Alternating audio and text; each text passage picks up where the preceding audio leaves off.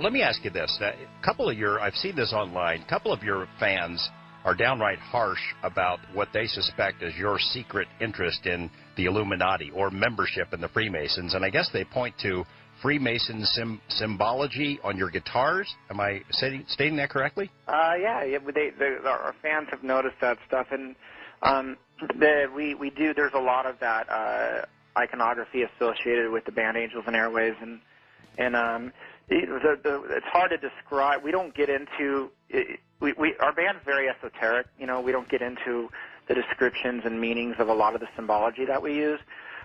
We let people kind of find out those meanings through the music and through the ethos of the band, through the pieces of art that we create, like the films, and it's something that we don't really talk about specifically because I think that it's, you know, the treasure hunt is there for people to find as they get into the band and look into what it is we're trying to do with the music and with the films.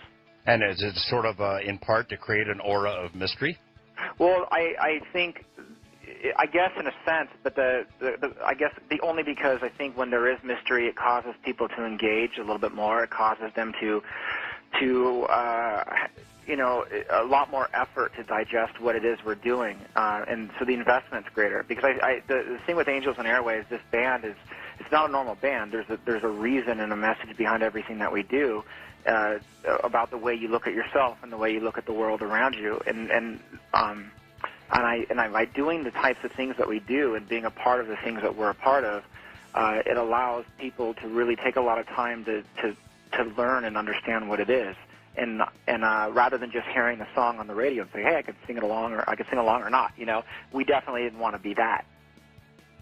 Are you a Freemason? Possibly. That's not a no. You're just going to leave it at that? Yeah, we just don't talk about that stuff. Do you have songs? Do you have your written songs for that band? And I haven't heard it, but that with Masonic themes. On some level, I think that the Masonic themes would center around, you know, consciousness and free-thinking man, and the idea of, you know, one of the things that people forget is that the United States was a grand experiment, specifically, you know, as the first free country for a free-thinking man, and the idea of tolerance, of not taking one religion over the other, and you know, and I think that when you look at some of those attributes, like, we've really tried to put those strongly within the context of our art. I'm sure there are people going to tear their hair out at this statement, but I mean, you can remember that many of the founding fathers were Masons, that the basic message they had was one of brotherhood and lifting up humanity, as opposed to secretly controlling and pulling the strings on the whole planet, you know. So I know that a lot of stories have sprung up about the Illuminati and Masons. The only Masons that I know are pretty good people, salt of the earth folks, but maybe they're just too far down the rung to be in control. Well, I think that, like anything else, you know, there's bad players and bad actors in any kind of group of individuals. I mean, it doesn't matter what it is, you know, and yeah, from my point of view, I've always wanted to help out the ascension of man anyway. But you know what? That's debatable that I've ever done that, because when you really look at the career of Blink-182, we have definitely probably helped with the evolution of the human.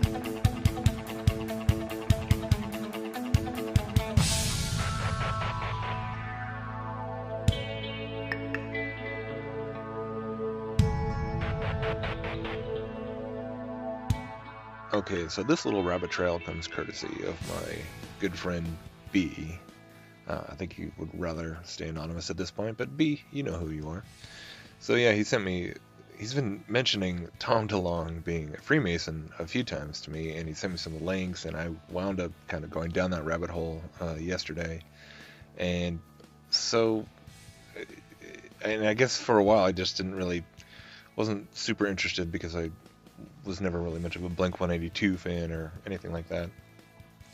But as you can see, establishing that this guitarist for Blink-182 and now his new band Angels and Airwaves, Tom DeLonge is quite easily shown to be a Freemason and into the mystery schools, and he's also a huge UFO advocate, UFO researcher, and you can see him talking to people like Larry King about the UFOs being real, and he's kind of been back in the headlines again in that vein recently with the email leaks and being mentioned along with Podesta and the whole disclosure narrative, supposedly being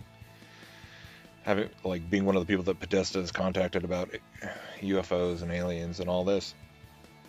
And it is really just crazy when you couple that, when you couple those two things, his openly Masonic beliefs and his UFO obsession, with the kinds of things we see in his new band, in the artwork and the lyrics and the themes, and especially in this film that I found from 2011 called Love.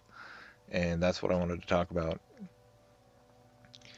because if you've been watching my channel for any amount of time and you've seen how often I've referred back to Kubrick's 2001 A Space Odyssey many times because of all the symbolism in there and just how it kind of ties into this idea of space travel itself being used basically as sort of an occult allegory for, these Gnostic spiritual concepts. This, once again, like once I saw this little clip here of the astronaut sort of having, the space psychedelica, type of sequence, which we see a lot. I see it more and more now that I'm kind of just paying attention to it from this context, where it absolutely is, it's depicting the spiritual experience, and where space is almost synonymous with the spiritual realm with higher dimensions. But the Love movie is just crazy because it in some ways it's almost like a bad remake of 2001 with kind of some twists. But basically it starts out during the Civil War, and some Confederate soldier is sent on a mission to go check out this weird object, and so he goes and looks over this ridge, and you find out later that what he sees is this basically alien cube looking thing. And then it fast forwards into the future, where this astronaut has been sent on this mission to go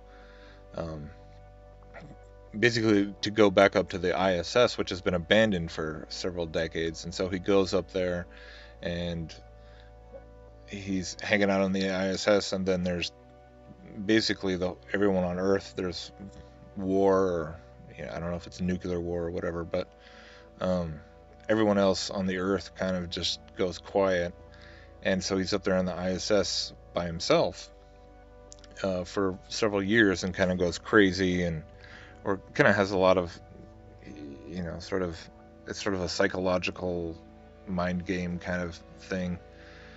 And he somehow the journal of the Confederate soldier is up there, and he finds it and he's reading it. And so, like I said, it's a lot of the movie is him sort of like going crazy and thinking about people back on Earth and longing for human contact and longing for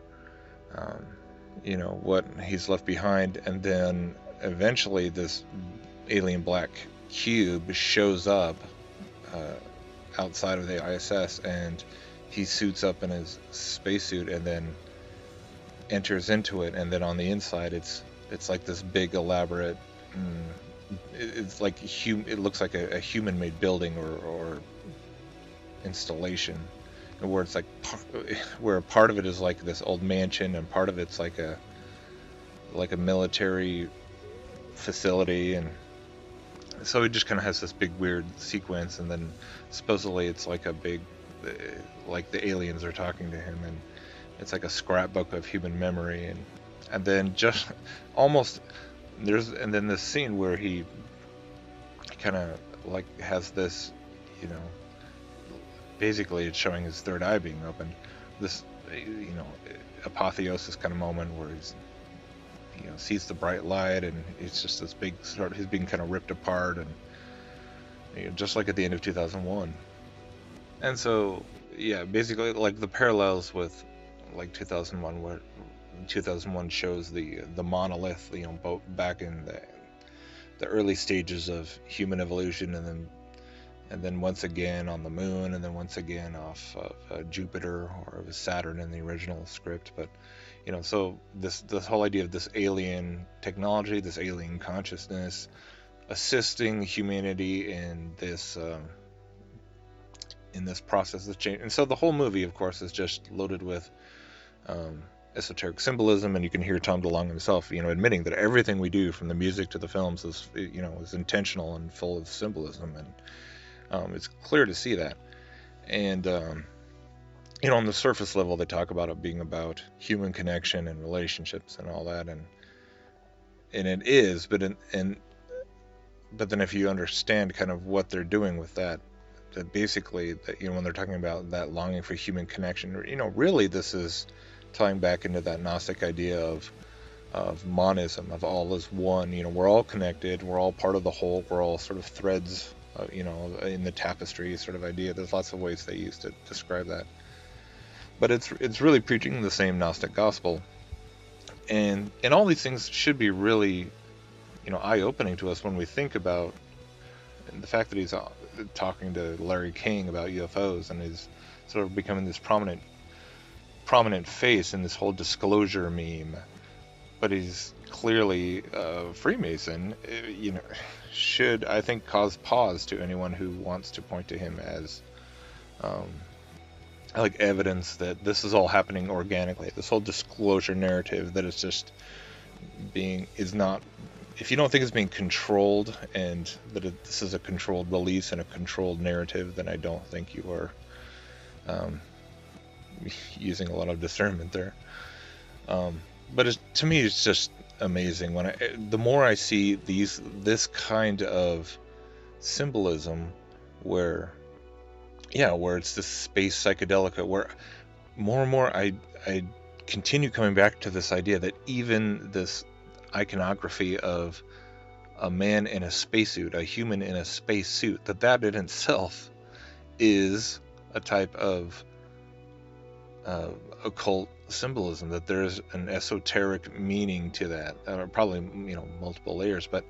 And I still don't know if I can fully kind of articulate how that works or what it's trying to say, but I don't know if it has something to do with the suit kind of representing the physical, the mortal body, and then you have the living person inside, sort of like the, you know, the spirit trapped in the mortal coil, you know. And so the idea is to, of course, it's all about ascension and breaking out of that, and not, I mean, who wants to live their whole life in a spacesuit, right? That would just be stifling and constricting and horrible. And so maybe that is sort of a statement about the Gnostic perception of, you know, how they think we're supposed to view our physical bodies. And I don't know, so it's very interesting. I just wanted to pass this along. But yeah, all the pieces, when you put them all together, they're very they paint a very interesting picture. Thanks for watching.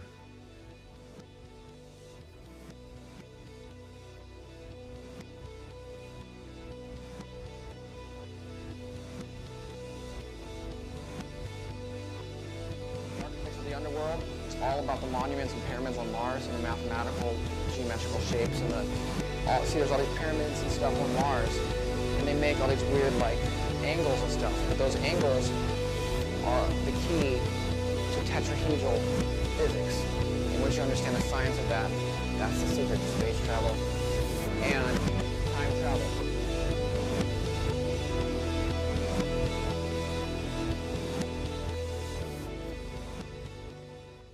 Of that iconography associated with the band Angels and Airwaves, and it's hard to describe. We don't get into our band's very esoteric. You know, we don't get into the descriptions and meanings of a lot of the symbology that we use. We let people kind